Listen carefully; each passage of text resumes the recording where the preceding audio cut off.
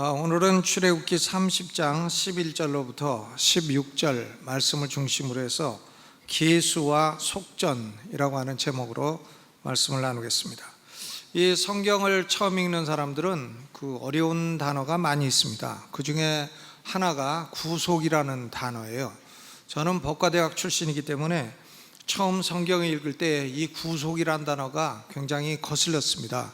구속이라는 게 죄를 지어가지고 감옥 가는 게 구속이잖아요. 그러니까 예수님이 우리를 구속하신다 그러면 겁도 나고, 왜 예수님이 하필이면 구속을 하시나 이런 생각도 들고. 그런데 이 구속이라는 게 우리 장로님이 제가 2부 설교를 하니까 가르쳐 주셨어요. 짧게 발음해서 구속 그러면 감옥 가는 거고, 구속 길게 발음하면 이게 예수님이 속전을 내고 해방시키시는 것이고 그렇습니다. 그러니까 예수의 피로 구속받았다 그래야지 예수로 말미암아 구속받았다 이러면 안 되는 것이죠. 구속이 좀 어려운 단어예요. 리뎀션.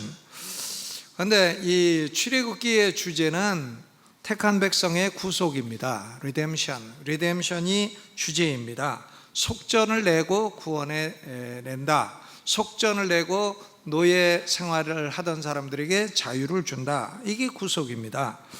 그러면 출애굽기는 왜 택한 백성들이 구속받을 필요가 있나? 구속의 필요는 뭔가 하면 이스라엘 백성, 택한 백성 아브라함의 자손이라도 애굽 왕 바로에게 노예가 되어 있기 때문에 그렇습니다. 노예가 되어서 종살이를 하고 있기 때문에 구속의 필요가 있게 되는 것이에요. 거기서 해방될 필요가 있는 것이죠. 아니면 계속 노예 생활을 해야 되니까. 영적으로 하나님의 택한 백성이 마귀의 종노릇하고 있다 하는 것을 예표합니다. 그러니까 마귀의 종노릇하고 있고 하기 때문에 구속받을 필요가 있다. 또 택한 백성이 구속받은 방법은 뭔가? 어린 양의 피를 문설주에 발라서 장자를 죽이는 죽음의 천사가 문설주에 피가 발라있는 집은 지나가도록 했다. 그러니까 구속의 방법은 어린 양의 피예요. 영적으로는 예수 그리스도의 피가 속전이 되어서 마귀의 종노릇하던 우리를 해방시키고 참 자유를 얻게 하셨다 하는 것을 의미합니다. 그러면 구속받은 택한 백성들의 의무는 무엇인가? 구속받은 백성들은 애굽에서 나와가지고 이제 하나님, 살아계신 하나님 여호와 하나님만을 참신으로 알고 하나님의 방법대로 예배하며 사는 백성이 되어야 된다. 그것이 구속받은 백성의 의무다 하는 것이죠.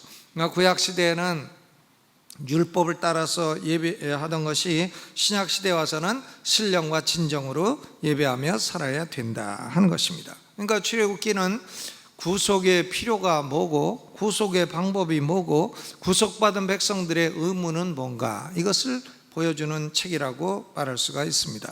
오늘 우리가 읽은 본문 말씀은 역시 택한 백성의 구속에 대해서 반복적으로 그리고 예표적으로 교훈하는 말씀인 것입니다. 오늘 말씀의 내용은 간단해요. 그러나 이해하기는 쉽지 않습니다. 이스라엘 백성을 계수할 때, 인구 센서스를 할 때에는 생명의 속전을 성소의 세겔대로 은 반세겔을 내리는 겁니다. 성소의 세겔은 또 뭔가? 성소의 세겔대로 은 반세겔을 내라. 그래야 계수할 때에 온역, 즉 전염병을 하나님이 내리지 않으시겠다 그랬어요. 아더 핑크 목사님은 이 말씀은 두 가지 면에서 이해하기가 어렵다고 했습니다. 하나는 과거 애굽에서 어린 양의 피로 이미 구속받은 백성들에게 왜 또 속전을 또 내라고 하나? 구속받은 백성이 또 구속을 받아야 되나? 이러니까 첫째로 이 문제가 어렵고, 둘째 어려운 문제는 베드로전서 1장 18절로 19절에 너희가 알거니와 너희 조상의 유전한 망령된 행실에서 구속된 것은 은이나 금같이 없어질 것으로 한 것이 아니요 오직 흠없고 점없는 어린 양 같은 보배로운 피로 한 것이니라 그랬는데, 은이나 금 같은 것으로는 구속이 안 된다고 했는데 왜 은 반세겔을 속전으로 내라고 했는가? 이런 면으로 두 가지로 어려움이 있다 그랬습니다. 이 두 가지 의문점은 쉽게 해결될 수 있는 것입니다. 오늘 본문은 어린 양의 피로 구속받은 백성이 또다시 구속을 받아야 된다, 그런 의미가 아닙니다.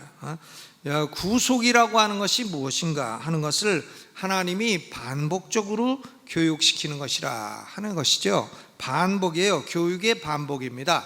어린 양의 피로 구속받은 것이 1차 교육이고, 또 은 반세겔로 속전을 내서 구속받는 것은 2차 교육이고, 또 제사 지낼 때 젖먹고 흠없는 짐승을 죽여서 그 피로 구속받는 것은 3차 교육이고, 그러니까 똑같은 내용을 1차, 2차, 3차에 걸쳐서 각각 다른 재료를 사용을 해서 반복적으로 교육을 하시는 것이다, 그런 말씀이죠. 그러니까 반복 교육이다, 이런 말씀이에요.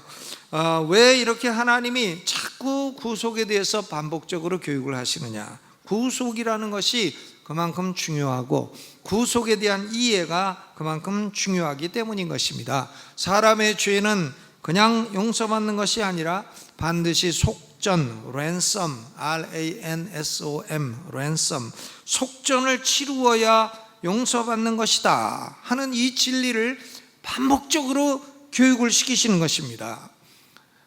죄는 속전으로 말미암아 용서받고 구원받게 된다, 이것을 반복으로 가르치는 겁니다. 그러면 은과 금이 결코 속전이 될 수 없는데 왜 은 반세겔을 내라고 하시느냐? 은은 속전의 실체가 아니고 속전의 예표이고, 그 실체는 보배로운 예수 그리스도의 피라고 하는 사실을 말씀하는 것입니다. 그러니까 오늘 본문은 구속의 진리를 반복적으로 그리고 예표적으로 가르치는 것입니다. 그러면 오늘 본문이 가르치는 실체로서의 구속의 진리는 무엇인가? 세 가지를 말씀을 드리겠습니다. 첫째로는 하나님은 당신의 택한 백성을 계수하신다는 사실이에요. 넘버링, 계수 아시죠? 숫자 세는 거. 하나님이 당신의 백성을 계수를 하신다, 그런 얘기죠. 이 성경은 하나님만이 자기 백성을 계수하실 수 있는 권한을 갖고 있고 또 능력도 갖고 있다. 권한과 능력은 하나님께만 있다고 하는 사실을 말씀하고 있습니다. 모세나 다윗같이 위대한 사람이라 할지라도, 왕이라 할지라도 하나님의 허락 없이 함부로 하나님의 백성을 계수할 수가 없다는 것이에요. 왜냐하면 이 계수한다고 하는 것은 두 가지 의미를 갖고 있기 때문이에요. 첫째로는 계수하는 사람이 그 물건의 주인입니다. 여러분, 돈 세는 사람이 그 돈 주인이에요, 아니에요? 주인이거나 아니면 주인에게 위임받은 사람만이 돈을 셀 수 있어요. 남의 돈 세는 사람은 누굽니까? 도둑놈. 남의 돈을 왜 지가 세냐고요? 그건 이제 훔친 돈이죠. 그러니까 무엇인가 계수를 한다 하는 얘기는 그것의 주인이라는 걸 의미하는 겁니다. 예를 들어서 책장에 책이 몇 권인가 세는 사람은 그 책장 주인이에요. 남의 집 이웃집 가가지고 쓸데없이 이웃집에 책이 몇 권인가 이렇게 셉니까? 그럴 권한도 없고 또 그래서도 안 되고 그럴 책임도 없는 겁니다. 그러니까 뭔가를 계수한다 하는 것은 그 주인이라 하는 것을 의미하는 것입니다. 하나님의 백성을 계수하는 것은 하나님이 그 백성의 주인이시다, 이것을 의미하는 것입니다. 역대상 21장 1절에 다윗이 왕이지만은 하나님의 허락이 없이 백성을 계수했어요. 백성을 계수했습니다. 아니, 왕이 인구 센서스 하는 게 무슨 큰 잘못이 되겠습니까? 이렇게 생각할 수도 있지만 다윗이 하나님의 권리를 침해한 것이에요. 하나님의 백성의 숫자를 주인도 아닌 존재가 계수를 했단 말이에요. 그러니까 왜 그렇게 했나? 사단이 일어나 가지고 다윗을 격동해서 하나님의 권리를 침해하도록 한 것입니다. 그러니까 다윗의 장군이었던 요압 장군이 왕이시여, 이 짓 하지 마시오. 왜 죄에 빠지려 하십니까? 이렇게 하지 말라고 말렸던 걸 볼 수 있어요. 그런데도 불구하고 다윗이 인구조사를 감행을 했습니다. 그러니까 이 일로 인해서 선견자 갓이라는 사람이 이 사람은 갓 태어났는지 이름이 갓이네. 바로 태어나도 왕 되는 사람, 바로 왕. 그런데요, 선견자 갓이 다윗 왕에게 나아가서 세 가지 벌 가운데 어떤 것을 받겠느냐 선택하라고 합니다. 3년 기근을 당할 거냐, 아니면 석 달을 원수에게 패하여 원수의 노예가 될 거냐, 아니면 3일 동안 온역이 일어나도록 할 거냐. 그러니까 다윗이 가만히 보고 있다가 내가 원수 손에 빠지는 것보다는 하나님 손에 빠지는 게 낫겠습니다. 이래가지고는 3일 동안 이스라엘 전역에 전염병이 딱 돌아가지고 얼마가 죽었나? 7만 명이 죽었어요. 인구조사 한번 했다가 7만 명이 죽었습니다. 요새 인구조사 센서스 했다고 뭐 7만 명이 죽습니까? 그런데 하나님의 백성은 아무나 계수하는 게 아닙니다. 하나님의 백성은 주인 대신 하나님만이 계수하시고 또 하나님의 위임받은 사람만이 계수할 수가 있는 것이죠. 해서 다윗이 계수 한번 잘못했다가 역병이 돌아가지고 7만 명이 죽었어요. 그러니까 다윗이 오르난의 타작마당을 금 600세겔을 주고 사가지고는 거기서 번제와 화목제를 드려서 역병이 겨우 그치게 되었던 것입니다. 그러니까 계수하는 것은 뭐냐? 소유권자다, 이걸 말하는 것이죠. 하나님이 당신의 백성을 계수하신다는 것은 하나님이 당신의 백성의 주인이시다, 이것을 말씀하는 것입니다. 그럼 계수의 두 번째 의미는 뭔가 하면 계수하는 존재가 계수받는 사람들을 향해서 통치권과 명령권을 가지고 있다 하는 의미인 것입니다. 군대에서요, 아침 저녁으로 하는 게 있습니다. 아침에 하는 것은 일조저모, 저녁에 하는 것은 일석저모. 저는 군대에서 그래도 장교였기 때문에 사병을 일석저모, 일조저모를 한 적이 있습니다. 그런데 여러분, 이 사병을 일조저모 하면은 꼭 한두 놈 피워 담 튀어넘어가지고 술 먹으러 간 거예요. 그러면 그것은 어떡하나, 이제 잡아가지고 몇 대 패거나 아니면 영창 보내거나 둘 중 하나예요. 고르라고 해야 돼. 너 몇 대 맞을래? 영창 갈래? 그러면 맞는 쪽이 낫겠습니다. 법무관의 손에 빠지는 것보다 부대장님 손에 빠지는 게 낫겠습니다. 그럼 이제 몇 대 때리고 다음부터 그 짓 하지 마라. 그러니까 여러분, 이게 군대에서도요, 점호한다고 하는 것은, 점호한다고 하는 것은, 계수한다는 것은 그 상관이, 지휘관이 병사들에 대해서 통치권, 명령권을 갖고 있다는 걸 의미를 하는 것입니다. 다니엘서 5장 26절에 보니까 바벨론의 마지막 왕 이름이 나옵니다. 이름이 벨사살. 벨사살. 이름도 잘 짓지, 사살이 뭐야? 벨사살.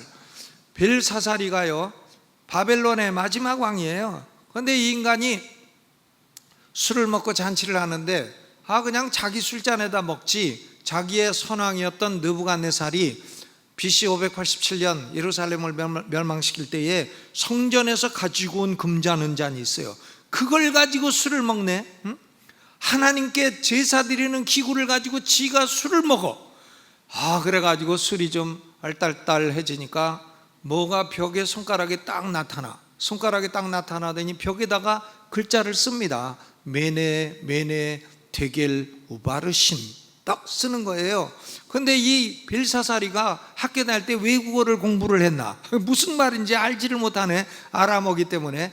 학교 다니면서 외국어라는 건 다 외국어로 추방시켜갖고 몰라요. 그러니까 다니엘을 불러갖고 이거 무슨 뜻이냐? 그러니까 다니엘이 해석을 해줍니다. 메네라고 하는 말은 카운트, 셌다는 말인데, 하나님이 당신을 딱 세보니까 당신은 오늘 죽어야 될 사람이요. 그 다음에 메네 데겔, 데겔이란 말은 영어로 weigh, W-E-I-G-H, 무게를 쟀다. 저울에 올려놓고 무게를 재보니까 당신은 바벨론 왕으로서 함량 미달인 존재요. 그리고 우, 이것은 and, 접속사이고, 바르신, divide, 나누다. 고로 당신은 세보니까 오늘 생명이 끝났고 당신은 함량 미달이고 고로 당신의 나라는 오늘부로 갈라지게 될 것이다. 이렇게 해석을 해주니까 벨사사리가 술이 취해가지고 기분이 좋아야 되는데 얼굴이 흑빛으로 되고 다리가 후두들 떨리고, 그러더니 그날 밤에 메데 파사, 메데아와 페르시아 연합군이 쳐들어와가지고는 벨사살은 그날 죽임을 당하고, 그리고 바벨론은 멸망당하고 메데 파사가 바벨론을 지배하는 이런 역사가 일어나게 된 것입니다. 그러니까 하나님이 지금 벨사살을 손에 놓고 쓰셨다. 이건 무슨 말씀이에요? 하나님이 벨사살 왕을 지금 손에 놓고 통치하고 계시다는 그런 의미인 것입니다. 그러니까 계수는 주인이라는 의미고 통치권이 있다고 하는 의미인 것입니다. 신약 성경에도 하나님이 자기 백성을 계수하신다는 진리가 여러 군데 계시되어 있어요. 디모데후서 2장 19절에 그러나 하나님의 견고한 터는 섰으니 인침이 있어 일렀으되 주께서 자기 백성을 아신다 그랬어요. 인침이라는 게 뭡니까? 도장 찍는 거죠. 이게 도장을 가지고 찍는 거예요. 딱 너는 내 백성, 너는 내 백성, 딱딱 도장을 찍는 겁니다. 인침이 있어 일렀으되 주께서 자기 백성을 아신다. 하나님은 자기 백성이 누구이며 그 수가 얼마나 되는지 정확히 도장 찍어서 다 계수를 하셨다는 그런 말씀인 것입니다. 또 인을 친다는 것은 그것이 내 거라고 하는 소유권이 있다고 하는 그런 의미가 아니겠습니까? 인을 쳤다. 요한계시록 6장 17절에 진노의 큰 날이 이르렀으니 누가 능히 서리요? 질문을 합니다. 이 심판의 큰 날이 왔으니 누가 심판을 견디리요? 그 질문에 대한 답이 계시록 7장 4절이에요. 내가 인맞은 자의 수를 들으니 하나님이 인친 자의 수를 보니까 이스라엘 자손의 각 지파 중에서 인맞은 자들이 14만 4천이라 14만 4천이라 그랬어요. 이스라엘은 하나님의 이스라엘 교회입니다. 근데 14만 4천을 어떤 이단에서는 이걸 문자 그대로 리터럴리 해석을 합니다. 근데 여러분 요한계시록에 나오는 숫자는 계시록 자체가 상징적인 문헌이기 때문에 상징적으로 해석해야 되는 겁니다. 상징적인 문헌을 갖다가 리터럴리 해석하는 것은 성경 해석의 가장 베이직한 기초를 어기는 사람이에요. 상징적인 문헌을 상징적으로 해석해야지. 그러면 14만 4천은 무슨 상징이냐? 12 곱하기 12 곱하기 1000이에요 12는 구약시대의 12지파, 또 12는 신약시대의 12사도, 그리고 1000, 그 숫자가 다 꽉 찼다 이런 의미죠. 1000이라는 것은 꽉 찼다는 의미예요. 그러니까 신구약 시대의 모든 성도들을 총망라한 상징적인 숫자인 것입니다. 이 14만 4천이라고 7장 4절에서 하던 그 말씀이 계시록 7장 9절에 가면 아무라도 능히 셀 수 없는 큰 무리가 흰옷을 입고 어린 양을 찬양한다고 했습니다. 인간은 누구라도 하나님의 백성의 숫자를 다 셀 능력이 없습니다. 인간이 셀 수 없어요. 그러나 하나님은 그 숫자를 다 알고 계시다는 말씀인 것입니다. 그러니까 이방 나라에서 특히 대한민국에서 14만 4천만 구원받는다 이런 해석을 하는 건 그건 뭐냐? 그건 머리가 모자라도 예수를 안 믿어도 그렇게 머리가 모자라게 안 믿어요. 머리가 모자라도 아주 성경 해석의 가장 베이직한 원리부터 어기고 있는 그런 무식한 이단인 것입니다. 이단에 빠져도 약간 유식한 데 빠지지 그런 무식한 데 빠지지 마시기를 주의 이름으로 축원합니다. 그러니까 사람은 각 나라와 족속과 백성과 방언 중에서 어린 양을 찬양하는 그 허다한 숫자를 셀 수가 없어요. 아무라도 셀 능력이 없습니다. 그런데 하나님은 그것을 상징적으로 14만 4천이라 그 수를 다 알고 그 수를 다 계수하시고 그 수에게 다 하나님의 인을 치셨다 그런 말씀인 것입니다. 여러분, 이 숫자는 한계가 있고 하나님은 능히 세시고 아신다는 그런 말씀이에요. 이 숫자는 하나님이 창세전에 택하신 백성의 숫자와 정확히 일치하는 것입니다. 이들은 영생하는 인류가 되는 것입니다. 영생하는 인류. 여러분, 이 세상에 많은 나라에 많은 사람이 있어도요, 하나님은 지금 영생하는 인류를 그 중에서 뽑아내는 거예요. 누구에게 영생을 주나? 예수 믿는 사람들에게 영생을 주어가지고 이 영생하는 인류가 이제 이 세상 역사 시대가 끝나게 되면 영생을 얻어서 하나님과 영원토록 죽지 않고 살게 되는 것입니다. 영생하는 인류는 새로운 인류예요. 여러분, 오늘 이 아침에 제가 하는 질문은 이것입니다. 여러분은 당신의 백성, 하나님이 계수하시는 당신의 백성의 숫자에 들어가 있으십니까? 아이고, 정확히 대답해야 돼요. 그때 우물쭈물하면 안 됩니다. 하나님이 인을 여러분에게 지셨습니까? 아멘 하셔야 되죠. 어째 무슨 질문인지 잘 모르겠다 그러면 쉽게 묻겠습니다. 여러분은 예수님을 구주로 믿으십니까? 아멘. 예수로 구주로 믿는 사람은 영생하는 새로운 인류가 되는 것이에요. 영생하는 인류. 아멘. 죽긴 죽죠. 우리가 한번 죽는 것은 사람에게 정한 것이라 했으니까. 죽긴 죽지만 죽었다가 다시 살아 영원히 살고 영생하는 인류의 일원이 된 것입니다. 얼마나 감사해요. 그러면 두 번째로, 누가 영생하는 백성이 되나? 누가 영생하는 백성이 되고 누가 하나님의 백성의 기수가 되나?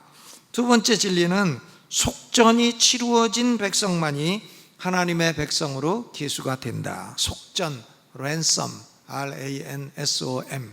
아주 어려운 단어예요. ransom, 속전. 12절에 보니까 내가 이스라엘 자손의 수요를 따라 조사할 때에 조사받은 각 사람은 그 생명의 속전을 여호와께 드릴지니 이는 그 계수할 때에 그들 중에 온역이 없게 하려 함이라 그랬어요. 또 13절에도 무릇 계수 중에 드는 자마다 성소의 세겔대로 반 세겔을 낼지니 한 세겔은 20게라라. 그 반 세겔을 여호와께 드릴지며 그랬습니다. 그러니까 하나님의 백성으로 계수되는 사람은 은 반세겔을 속전으로 내라 이런 말씀이에요. 부자라고 더 내지도 말고 가난한 사람이라고 덜 내지도 말고 똑같이 내리는 겁니다. 그 돈이 모이면 회막에 봉사에 쓰라. 성막 고치고 낡은 거 있으면 고치고 또 갈 거 있으면 갈고 또 성막에서 일하는 사람들 필요하면 쓰고 회막의 봉사에 쓰라 그런 말이에요. 회막 봉사하는 데 쓰는 것은 부자건 가난한 사람이건 다 똑같이 헌금을 해야 된다 이런 말씀인 것입니다. 여러분, 성막을 지을 때에도 이 은이 많이 들어가요. 은이 많이 들어갑니다. 성막 질 때는 은이 세 군데 들어가요. 첫째는 뭐냐면 저게 성막 본체인데 성막 본체가 이제 북쪽과 남쪽으로 30규빗 그리고 동서쪽으로 10규빗인데 저기 어떻게 세우냐면 널빤지로 세웁니다. 널빤, 보드로 세우는데 보드가 북쪽 남쪽에 20개 그리고 서쪽에 8개 해가지고는 도합해서 48개. 그럼 왜 동쪽은 없나? 문이기 때문에 보드가 필요가 없어요. 문이에요. 그래서 48개의 보드를 가지고 성막 본체를 세우게 되는데 이 보드 하나 밑에 2개씩 은받침을 달게 되는 겁니다. 은받침. 그래서 은받침에다가 소켓 구멍을 내 가지고는 거기다가 이제 이 보드를 끼워 가지고는 48개를 쭉 세우고 그리고 48개를 이제 가름대를 해 가지고는 서로 쓰러지지 않도록 유지하도록 이렇게 세우는 겁니다.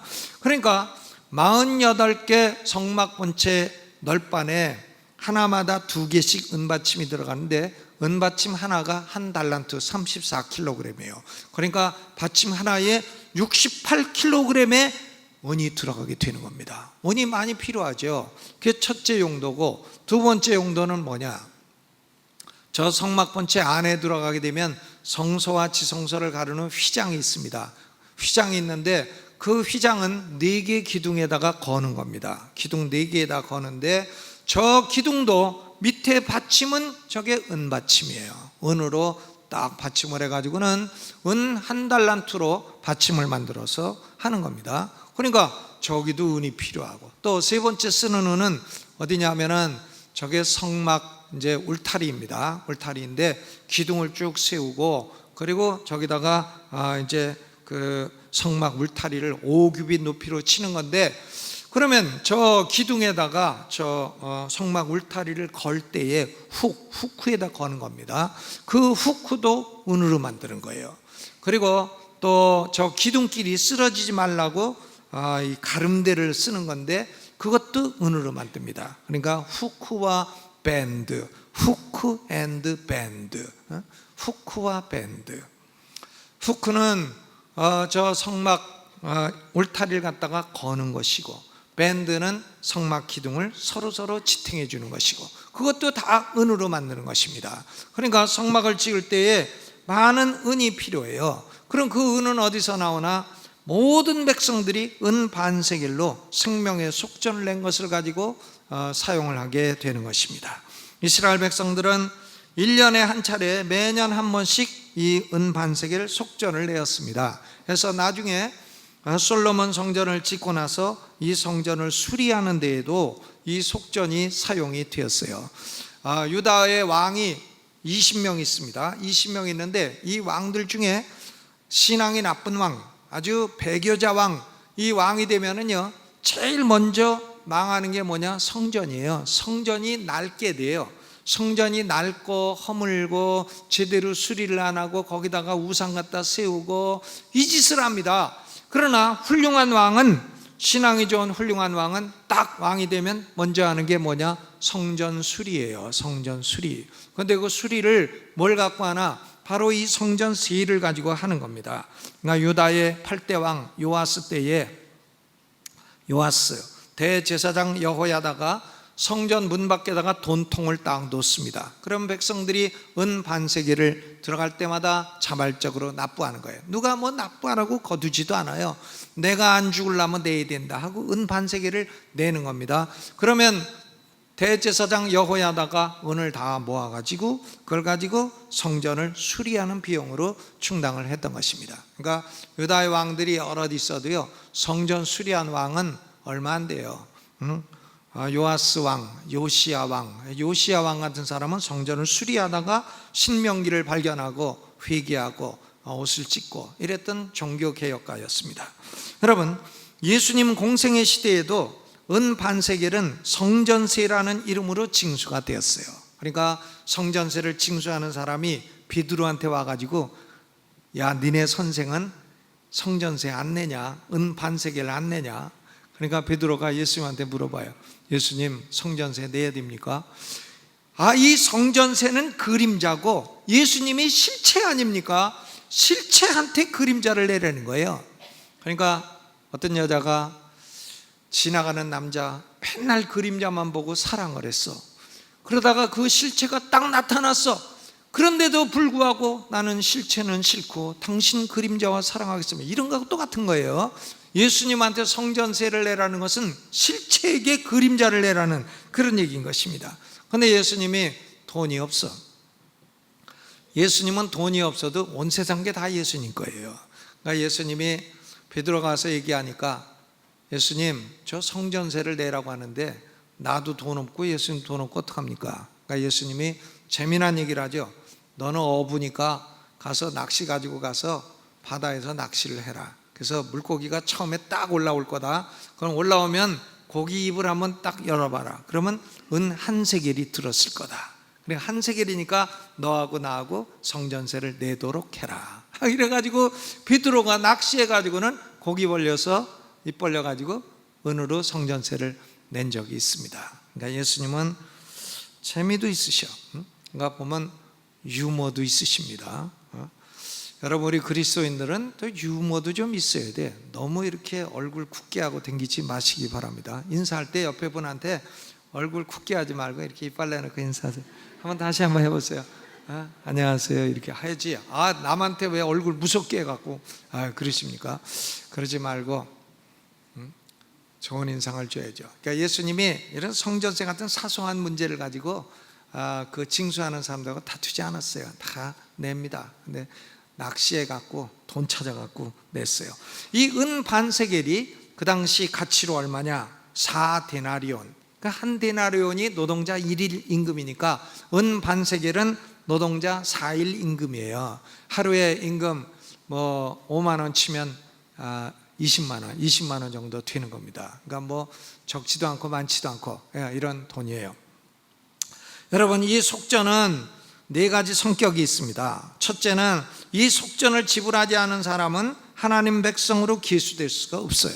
이 속전은 하나님 백성으로 들어가려면 반드시 내야 돼요. essential.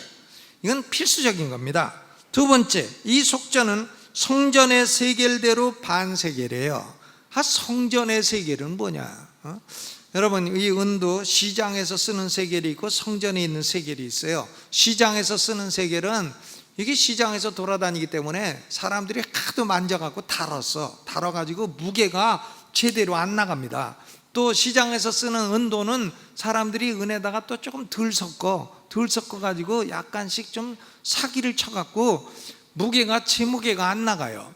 그러니까 그런 시장에서 유통되는 그런 짝퉁 말고 성전에 있는 거 정확하게 반세겔 무게가 나가는 그걸 표준적인 세겔대로 반세겔을 내라, 이런 말씀이에요. 그러니까 속전은 하나님이 정하신 정확한 속전이 되어야 된다. 정확한 ransom, 정확한 속전이 되어야 된다. 그 다음 세 번째, 이 속전은 누구에게나 동일하다는 겁니다. 부자라고 더 내지도 말고 가난한 사람이라고 덜 내지도 말고 equal. 여러분, 예수님이요, 우리 중에 누구를 구속하기 위해서 생명값 이상 내신 적이 없어요. 생명값 이하로 내시지도 않았어요. 우리가 거울을 봐도 이렇게 못생기고 아유 네가 뭐냐, 거울 보고 가만히 생각해, 너가 뭐냐 그러면 별거 아니다, 이 답이 딱 나오죠. 그러나 우리가 그래도 별거 아닌 사람은 아닙니다. 왜? 하나님이 우리의 생명을 속죄하기 위해서 치른 돈이 얼만데요? 치른 돈이 예수 그리스도의 생명값이에요. 그러니까 우리가 굉장한 존재인 것입니다. 아멘. 나 하나 구원하기 위해서 예수 그리스도의 피값, 생명값, 하나님의 독생자의 생명값을 치루었단 말이에요. 그러니까 내가 봐서 별 볼 일 없어도 별 볼 일 없다고 생각하지 말아야 돼요. 나는 굉장한 존재다고 생각해야 됩니다. 따라서 한번 해보세요. 옆 사람 보고, 당신은 굉장한 존재이십니다. 굉장히 비싼 존재예요. 우리가요, 엄청 비쌉니다. 예수님의 피값, 생명값을 치르고 속전을 치르고, 어느 누구든 예수님 생명값 이상으로 치른 사람도 없고 이하로 치른 사람도 없습니다. 영혼의 가치는, 우리 각 사람의 영혼의 가치는 동일해요. 그리고 이 속전은 은 자체가 사람의 영혼을 구원하는 것이 아니라 실체를 가리키는 예표인 것입니다. 타입이에요. 엔티타입이 있단 말이에요. 그러면 어린 양의 피도, 문설주에 바르는 어린 양의 피도 타입이고, 속죄 제물도 타입이고 예표고, 마찬가지로 이 속전도 예표인 것입니다. 그러면 이 속전이 예표하고 있는 실체는 뭐냐? 실체는 마태복음 20장 28절이에요. 중요한 말씀입니다. 인자에 온 것은 섬김을 받으려 함이 아니라 도리어 섬기려 하고 자기 목숨을 많은 사람의 대속물로 주려 함이니라. 랜섬, 자기 목숨을 많은 사람의 랜섬, 대속물로 주려 하심이라. 여러분, 예수 그리스도의 생명이, 목숨이 우리의 속전이에요. 생명이 피에 있기 때문에 예수 그리스도의 피가 속전입니다. 예수 그리스도의 피값이 치루어짐으로 말미암아 하나님의 택한 백성들도 죄로부터 해방되고 마귀의 지배로부터 해방되고 구원을 받고 참 자유를 얻게 된 줄로 믿으시기를 주의 이름으로 축원합니다. 그러면 하나님의 백성들이 은 반세겔을 드리는 건 무슨 의미인가? 여러분, 우리 죄값의 속전은요, 우리가 치를 수가 없어요. 우리가 치를 수 없어요. 속전은 우리가 치를 능력이 없어요. 그러니까 예수님이 피값으로 치러주신 겁니다. 그런데 속전 반세겔을 드린다는 건 뭔가? 여기 보니까 은 한 세겔은 20게라라, 이런 말이 있어요. 20게라. 아니, 그런 쓸데없는 말은 여기 몇 개라든지 무슨 중요해서 그런 게 들어갔나 생각하지만, 은 한 세겔이 20게라면 반세겔은 몇 개라냐? 10게라. 그러면 10이라는 건 무슨 숫자냐? 책임의 숫자예요. Number of responsibility, 인간의 책임의 숫자입니다. 10계명이 인간의 책임인 것과 같습니다. 인간의 책임은 10계명 아니에요. 10, 인간의 책임. 죄인된 인간은 예수 그리스도가 자신이 낼 수 없는 속전을 대신 내주신 구주이심을 믿어야 할 책임이 있는 겁니다. 예수님이 내 죄값을 치루어 주신 구주이시다, 이것을 믿어야 할 책임이 있어요. 무엇을 믿어야 되나? 예수님의 피가 내 죄를 위한 속전이다. 이걸 믿어야 될 책임이 있는 것입니다. 여러분, 이 믿음은 하나님의 택자들만이 가질 수 있는 믿음이에요. 하나님의 택한 백성들만이 이 진리가 믿어집니다. 하나님의 백성이 아닌 사람들은 아무리 예수님이 뭐 죄값을 갚았다고 얘기해도 그런 헛된 소리가 어딨냐고 그래요. 그러니까 뭐 기독교를 아주 이상하게 얘기하고 하지만 지가 안 믿어지니까 그런 겁니다. 지가 하나님의 택한 백성이 아니고 하나님의 백성에 계수될 수 없는 존재라는 것을 그렇게 표현하는 거예요. 그러나 하나님의 택한 백성들은 예수께서 죄값을 위한 속전이 되셨다는 것이 딱 믿어지게 되는 거예요. 이것이 바로 택자의 믿음인 것입니다. 디도서 1장 1절에 하나님의 택하신 자들의 믿음이라고 말씀한 것입니다. The faith of God's elect. 하나님의 택자의 믿음이라. 여러분, 중요한 질문 할게요. 여러분, 죄값 여러분이 치르셨습니까? 치르셨어요? 여러분 스스로? 아니죠. 치를 능력이 없는 분이 뭐 가만히 있어요. 아니다고 그래야지 얼른. 그러면 예수 그리스도가 여러분 대신 죄값을 치루어 주셨습니까? 아멘. 그것을 믿으십니까? 아멘. 여러분, 예수님이 속전이 되신 것을 믿느냐는 질문과 하나님이 당신 백성으로 계수하셨느냐는 질문은 동일한 질문인 것입니다. 그러면 이것이 왜 그렇게 중요한 질문인가? 세 번째로, 속전이 지불된 하나님의 백성만이 하나님의 진노를 당하지 않게 되기 때문이에요. 속전이 지불돼야 하나님의 진노에서 해방된다, 그런 말씀이죠. 여기 12절 후반에 보니까 속전을 내라고 하신 목적이 기록되어 있습니다. 이는 그 계수할 때에 그들 중에 온역이 없게 하려 함이라. 그러니까 다윗은 속전 없이 계수했다가 7만 명이 3일 만에 죽는 온역을 당하게 되었습니다. 이 온역이라는 것은 하나님의 진노예요. 죄에 대한 진노. 그러니까 예수 그리스도가 나의 속전이 되셨다는 것을 믿는 사람은 하나님의 진노의 심판을 당하지 않게 되는 것입니다. 아멘. 그렇죠. 예수 그리스도의 속전이 없는 세상의 모든 종교는 다 하나님의 진노 아래 들어가게 돼 있어요. 아무리 무슨 철학이 높아도요, 다 하나님의 진노예요. 아무리 무슨 철학자가 머리가 똑똑하고 어려운 말 쓰고 그래도 저도 모르는 거예요. 자기도 모르는 말 쓰는 겁니다. 그런데 그래도 소용없어요. 예수 그리스도의 속전이 없는 종교는 하나님의 진노 아래 있는 종교고, 그런 종교 백날 믿어봐야 지옥 떨어지고 영원한 심판, 하나님의 진노를 당하게 되어 있는 것입니다. 아멘. 그러니까 인간의 소망은 예수 그리스도의 피, 그것뿐입니다. 피. 저는 제 성씨에 대해서 아주 불만이 많아요. 왜 피? 사람들이 나만 보면 뭐 피박을 썼다느니 뭐 별소리다. 피박, 고스톱 용어 아니에요? 아니, 왜 내가 그냥 피박사라고 사자는 빼고 피박을 봤다 그럽니다. 그래서 내가 또 물어봐. 그럼 너는 면피를 했냐? 고스톱 용어를 어떻게 잘 아십니까? 과거에 했기 때문에 아는 겁니다. 과거에 해서. 그래서 저는 자동차 번호판을 봐도 직고 몇 끝, 이게 아주 오토매틱 다 계산이 돼요. 그래서 졸지 않습니다. 앞에 번호판 직고 세 끝, 직고 두 끝 다 졸립지 않죠. 머리가 저절로 돌아가. 이상해. 성경은 잘 안 외워져도 그런 건 그냥 잘 외우고 있습니다. 기도 좀 해주세요. 그런 쓸데없는 게 외우고 있으니 그런 걸 여기서 빼버려야 되는데, 여러분, 그러니까요, 예수 그리스도의 속전이 없는 종교는 전부 하나님의 진노 아래 있는 종교예요. 하나님의 심판, 예수의 피가 있는 종교만이 진노를 당하지 않게 되는 겁니다. 하나님의 최후 심판의 날, 진노의 날, 그날 예수의 피의 속전이 치루어지지 않은 종교인들은 전부 지옥에 떨어지게 되고, 그리고 예수의 피로 속전을 딱 치루어진 사람만이 진노를 면함받게 되는 겁니다. 심판에 면제되고 지옥에서 면제받고 우리는 천국 들어가서 영생하게 될 줄로 믿습니다.